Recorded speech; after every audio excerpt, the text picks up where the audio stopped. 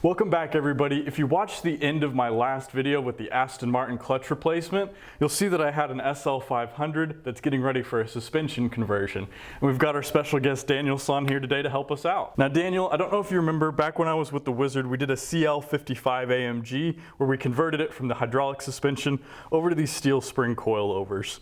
This is something that I definitely recommend for anybody who's got one of these aging Mercedes. This is a good way to save yourself some crazy repair bills. So we'll move to the back of the vehicle. We'll remove the paneling out of the trunk and we'll get started removing these rear struts.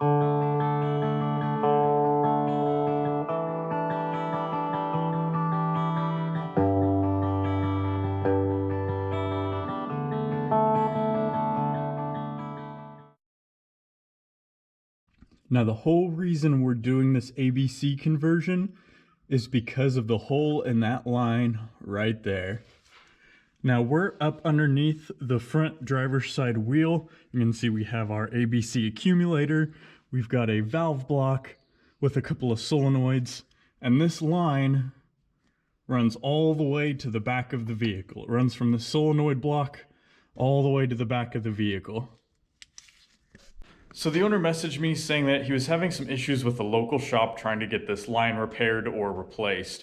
So he messaged me asking about doing a complete suspension conversion, and the price for this suspension conversion was about the same price as the repair shop had quoted him just to do that single line. So back here in the trunk, Daniel Son's gonna be showing us, we were able to cheat these out. Some videos will tell you that you need to completely remove these panels, but we found that just by loosening everything up, you can actually get access to your top nuts for your struts. So that'll save you a little bit of time. You don't need to completely remove all of these panels, but we removed a few up front in order to get the one down below. I did need to access our pump right here, but other than that, we've got our new struts in and we will tighten down the nuts up top. Thank you, Daniel Son. You're welcome, sir. Now you can see here we've got the original strut alongside of our new coilover. You can see the old hydraulic quick disconnect line has come out with the strut, and our new strut is just about ready to go in. Now, a note about these front struts, something I like to do on all four is I like to go ahead and lubricate these quick disconnects. Sometimes these can get a little bit corroded and stuck and can fight you on the way out, so I just like to make sure they're lubricated. I also go through and I loosen up the tie rod end, so that way I can remove this down and out of the way, and that just gives me a bit more access, and I can also use a hammer to knock out the ball joint if I'm having a hard time with the pickle fork.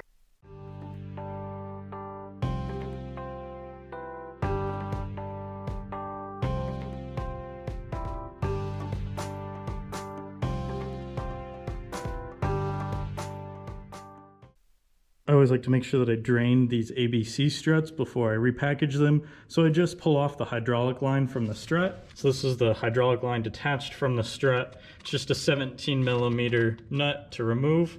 And then you can separate this line, and I'll drain this separately as well to make sure that's empty. Now the Strutmasters kit does come with some new plugs for the end of these quick release hydraulic lines. So we'll go ahead and get this one installed.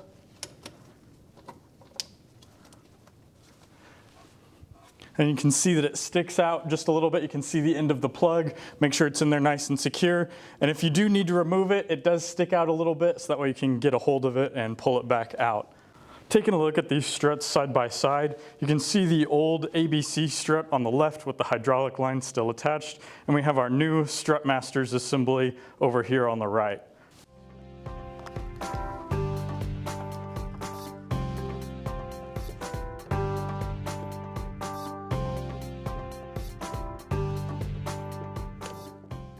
Going through and doing these suspension conversions, it's also important that you go ahead and swap out your old ABC pump with a standard power steering pump. So you can see I've got my hydraulic reservoir removed to give me a little bit of extra room. I've got my hoses disconnected for my power steering, and now all that's left are the mounting bolts. There's also this little connector right here that needs to come off. And one other thing that I had a few questions about was this serpentine belt tensioner. You can see that I've put a little dowel pin or a little dowel rod in here, and that just helps keep everything out of the way, so that way I can access both of my pump mounting bolts. So we'll work on getting this old ABC pump out, and we will be putting this power steering pump in in its place. Now this is actually the power steering pump from a 2002 Mercedes SL500, and this is just for the power steering, so we will be getting rid of the ABC pump unit. And this pump is only about $200 around there after shipping, so I highly recommend swapping these out when you do these suspension conversions. I got this one from Gold Element Autoworks. I'll put a link to that channel down in the description below.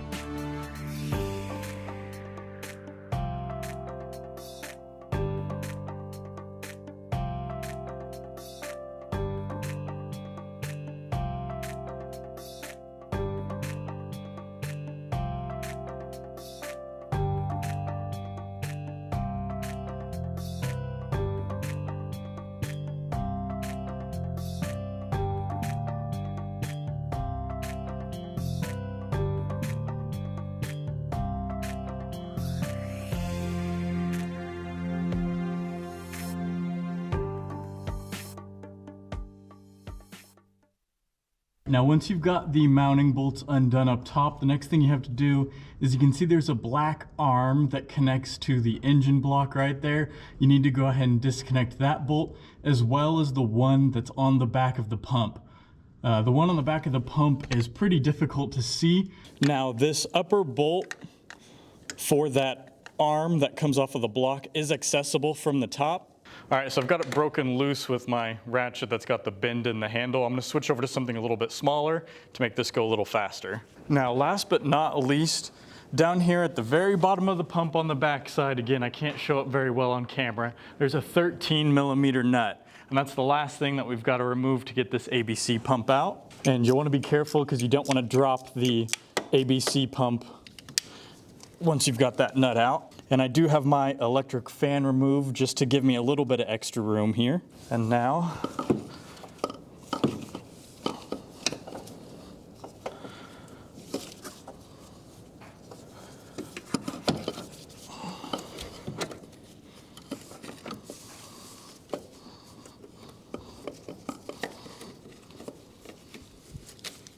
we can slide our pump out.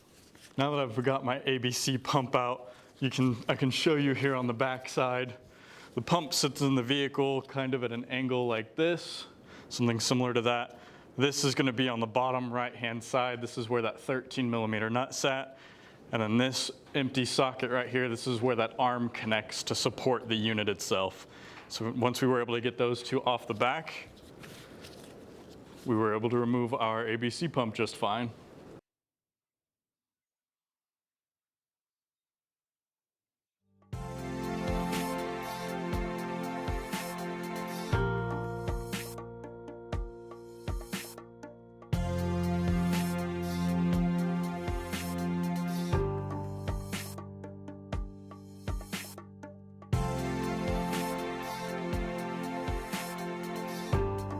On this new power steering pump, this black bar does not fit on the new power steering pump since it's just the solo pump. However, where the stud threaded into in this nut, I can reuse one of the old bolts from that black mounting bar, and I can use it on the new pump to thread it through, and that will be my third point of contact to the block. So where the old pump threaded through right here, using one of the old screws from the black support brace, we are able to provide a third point of contact onto our new power steering pump. Now, the other thing I like to do is just give it a quick check and make sure we are all in line with our other pulleys. And this one looks good, so we'll continue on reinstalling this new pump. Now, on this hard metal line that goes to our power steering rack, I like to go through and cut off the metal tabs that were used to secure it to the ABC pump. And I do that so that we can clear this power steering pump, and we have plenty of room to get our new belt on and off. So now with that installed, the other thing that I'll do, I keep the old ground strap in place, and I will use a new bolt and just ground it to the back of my new power steering pump. All right, so what I ended up doing for this power steering reservoir hose was I ended up ordering a new factory hose for the original combination pump, and I just added a 3/4 inch hose splicer or a connection, and that made this hose just long enough to take the kinks out of it. I've already gone through and bled my power steering system, so we've got that filled up. And on our hydraulic reservoir, I leave the original hoses connected, but where the original outlet from the reservoir to the tandem pump, that has now been blocked off with just a rubber plug. And as for the old line, I leave it in place, but I make sure to put a plug in it just so that way we don't get any debris in there as we're driving around. So now that we've had a chance to go through and install all of our power steering system components, we're going to slide underneath and make sure we don't have any leaks now that we've had a chance to let it run and bleed. Taking a look up here next to our AC compressor, everything looks nice and dry, not seeing any dripping coming from any of the hoses or anything dripping onto the power steering rack, so that's a good sign. Taking a look around the rest of the oil pan. Oil level sensor looks nice and dry. Drain plug is dry. Not seeing oil coming from the bell housing anywhere. And a little bit of residue right here next to our transmission oil pan, but it could have been from a previous leak, but it is currently dry. We've got our AC condensation drain right next to our transmission pan. That's what's leaving this water puddle on the ground. But everything looks good, no signs of any leaking. Now another issue that he's having is with the convertible top not retracting, and we're getting a fault code saying that the PSE, or the pneumatic system equipment control unit, isn't responding. Now the PSE unit does need to be responding in order for this convertible top to work, and that's because it needs to see a signal saying that the trunk is closed and that the doors are closed, and the PSE unit is responsible for sending one of those signals. So if it's not responding, we can't get our convertible top to work. So we'll go ahead and get that replaced while we're in here, and hopefully we can get his convertible top working again. All right, now back here in the back of the trunk, underneath our convertible top pump, I've got it set up out of the way right here. We have our PSE unit. PSE standing for pneumatic system equipment. This unit is in charge of the vacuum control for a lot of your soft close functions, so that way your doors, when they squeeze close that extra little bit, this is the unit that provides vacuum to those solenoids to allow that to happen. Now in this case, we've got a fault code that's saying that this is unresponsive. There's 2 electrical connections on this side of the unit, and then we've got a few different vacuum lines, kind of depending on what options you have. So we'll go ahead and get a picture of these vacuum lines so I don't get them mixed up, and then we'll swap them over to the new unit. And in order to release these vacuum lines, there's just a little plastic tab. And pulling up on that allows you to release them. We'll make sure to swap over these gray blocks right here, because that's what contains our locking tabs.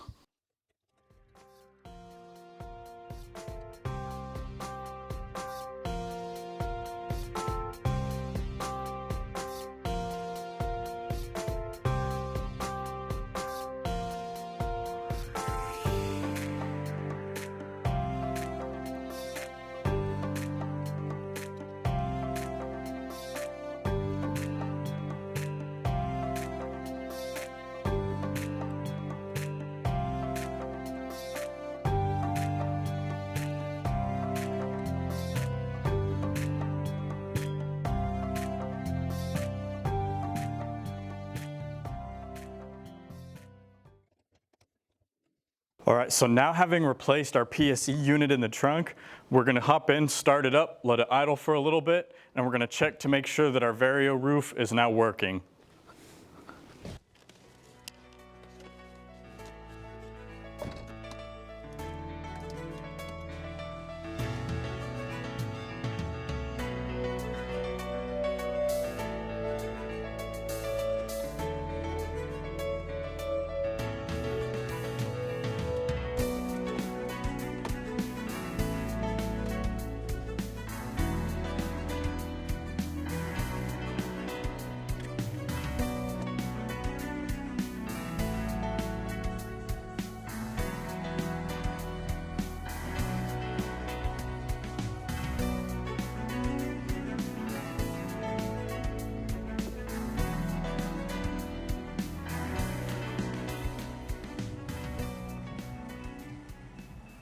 All right, windows go back up, so positions have been learned. Roof is fully closed, and we'll go ahead and put the top back up.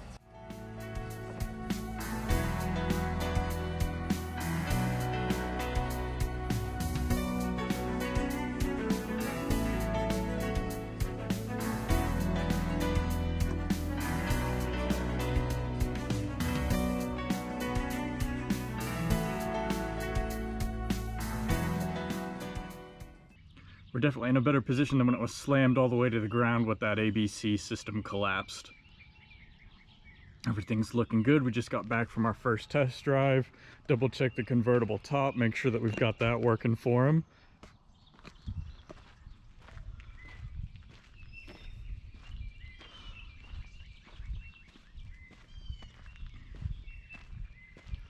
Come over here to the other side. Take a look down here.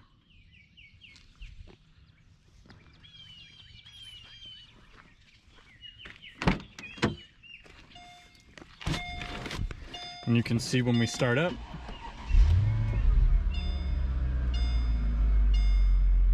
no ABC messages on the dash or anything. Now, in order to get the ABC warning message off of the dash, even after we go through and do the struts, you do need to install a bypass module. We did have a bypass module as part of this kit, so we've got that installed. So our dash message for the ABC system service is gone. You can see down here on the ABC controls, it thinks that we're in the fully upright position, and it also has us in the ABC Sport mode. So the owner came and picked up the Mercedes. He made a 12-hour drive back to Tennessee after doing all the work on it. I asked him to leave a comment down below to give me a review of my work. I always encourage everybody to leave comments on these videos, especially if you're the owner of the vehicle that I'm working on. To everybody who's leaving comments on my videos, you do a good job of monitoring yourselves. If it's criticism and it floats to the top, it's because you're probably right. And if it's compliments, they float to the top, and it's because you're probably right. So I really appreciate you all watching these videos. There's definitely more content to come, and I'll see you in the next one.